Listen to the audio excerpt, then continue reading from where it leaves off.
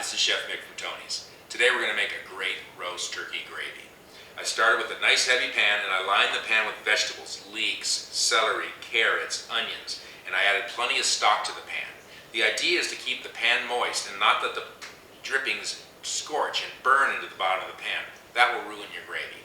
So this cooked for several hours. As it got dry, I added more water, or you could add a little wine or a little more stock. So what I've got now is a nice concentrated juice, and this is the base for the gravy. Now what we want to do next is get all of this juice out of the pan here, and I want to squeeze the juice out of the vegetables as well. So we're going to transfer it all through a colander and into a bowl. We really want to get all the drippings in there, and we want to get all the flavor out of these vegetables. So I'm going to press on it with a spoon here, or you could use a chinois, which is the ideal tool for this task. But there's a lot of liquid and flavor hidden in these vegetables, so we're going to press on this for several minutes to get it all out. What we've got left here is just the fine reduced juice of the vegetables and the turkey. Okay, now we want to deglaze the pan. We've added a little bit of wine here. We'll add a little bit more. Stir that around and reduce this down.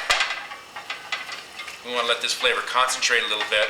Now you could use white wine, vermouth. You could also use Madeira or Marsala. Whatever you like would be fabulous. Now to this we're going to add our juice. Oh, a couple of carrots in there. We'll get those out. Now we're going to add our stock. I like the More Than Gourmet brand. You could use turkey stock, chicken stock, or vegetable stock. Any of those would be fine. While we're waiting for this to boil, we're going to mix milk with flour.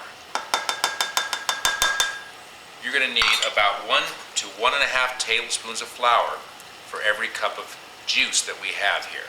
So I've got about 2 cups of stock, about 2 cups of the juice, and about 1 cup of milk. So I've got about 5 to 6 tablespoons of flour in here. Now flour mixes really nicely into cold things, but it doesn't mix well into hot things. That's why we're going to whisk this into the cold milk and get rid of all the lumps before we get going here. Now what we're going to do is temper some of this liquid into our flour milk mixture. I'm going to start raising the temperature in there just a little bit at a time.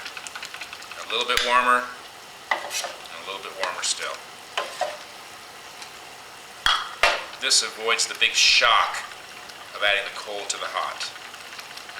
And we're at a good boil here, so we'll just start to whisk this in. This is called tempering, a little bit at a time. Now I've got a few lumps still floating on the top of my flour, but that's not so bad. This whisked in. Okay, it's been about 5 minutes. I've been whisking this here nicely, and this is about as thick as it's going to get.